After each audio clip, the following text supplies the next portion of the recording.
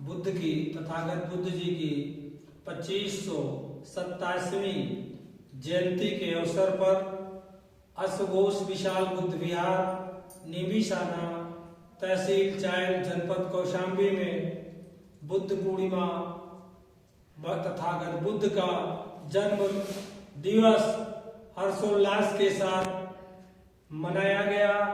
यहाँ पर उपस्थित उपासक उपासिकाएं बच्चे सभी तथागत बुद्ध के जीवन से प्रेरणा लेने की एक प्रकार से पंचशील का पाठ करके पालन करने के लिए अपने आचरण में उतारने के लिए शपथ प्रतिज्ञा लिए।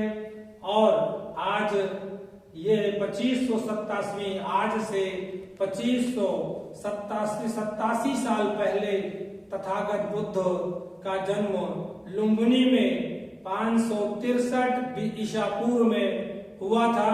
उनके माता का नाम महामाया था, पिता का नाम शुद्धोधन था। और उनकी महामाया जो माता थी, सिद्धार्थ को जन्म देने के 6ठे दिन बाद उनकी देहांत हो गया, उनकी मृत्यु हो गई, वो इस दुनिया से चली गई।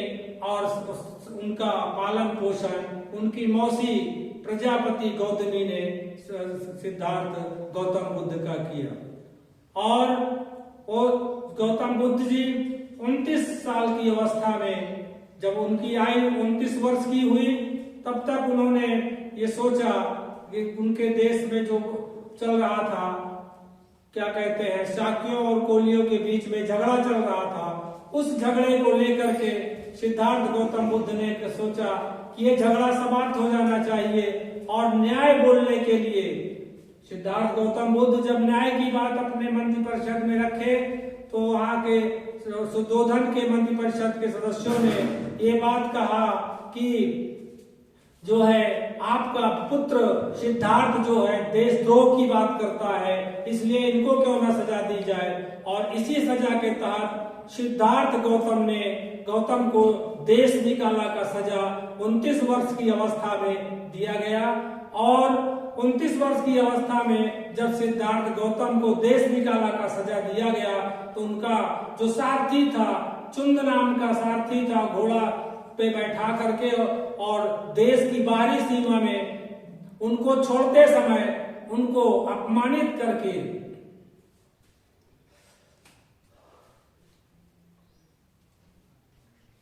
उनका बाल तलवार से काटा गया।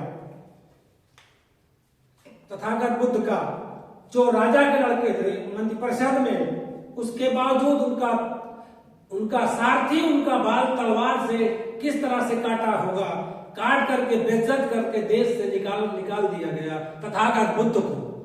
और उनका केवल ये दोष था कि वो दुनिया में शांति लाना चाहते थे, दुनिया में लड़ाई झगड़ा न हो, एक साथ रहे।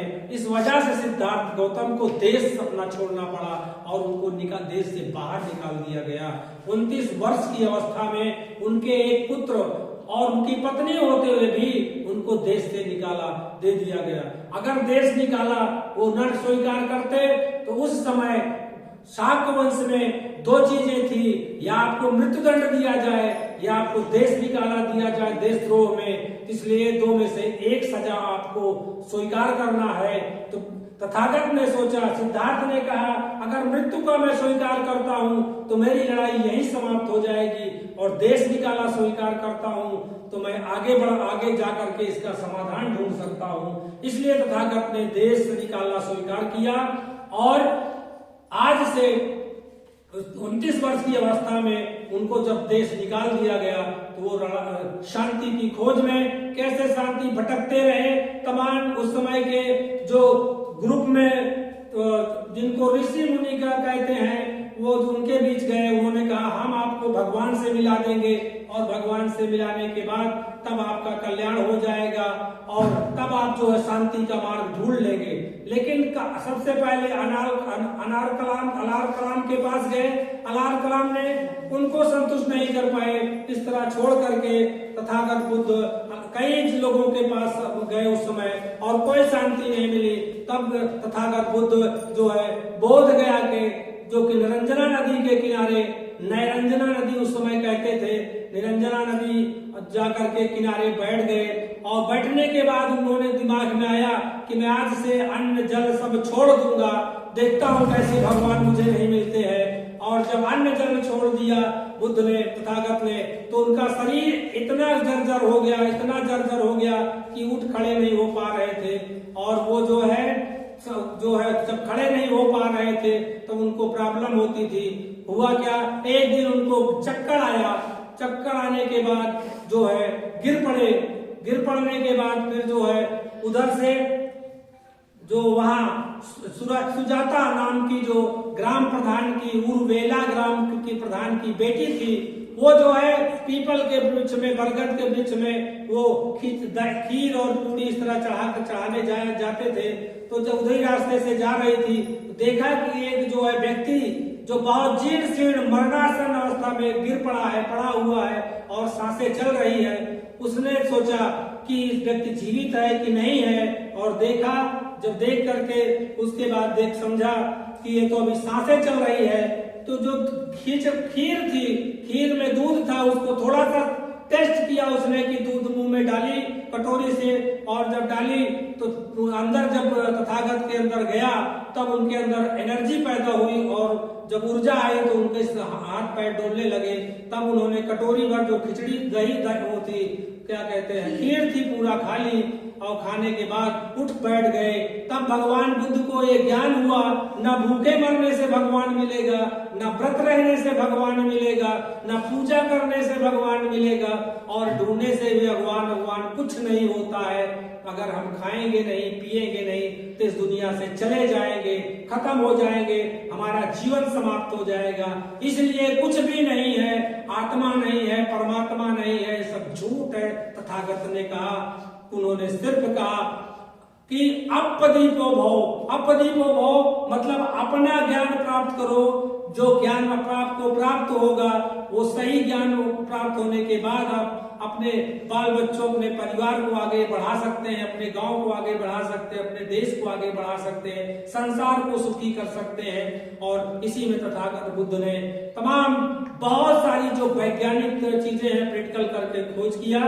आज पूरा विश्व लगभग 45 कंट्रियां हैं जहां लगभग 95% से ऊपर तथागत बुद्ध को मानने वाले लोग हैं। भारत में भी एक समय ऐसा था, सबसे ज्यादा तथागत बुद्ध को मानने वाले लोग थे। सम्राट अशोक ने 84,000 स्तूप बनवाए, आज भी वो विलीन है, बहुत कम खोज पाए हैं और अब खोज जारी है। इसलिए हम सब आज मिल करके तथागत बुद्ध की 2587वीं जयंती को आज 12 मई सन 2025 को 2587वीं जयंती को आज हम अश्वघोष विशाल बुद्ध विहार में पूरे परिवार के साथ सब लोग हमारे साथ उपस्थित हैं, ये मना रहे हैं। और तथागत को बुद्ध की सभी के ऊपर करुणा हो, करुणा हो। तथागत बुद्ध की, तथागत बुद्ध की करुणा हो, तथागत बुद्ध की करुणा हो, करुणा हो।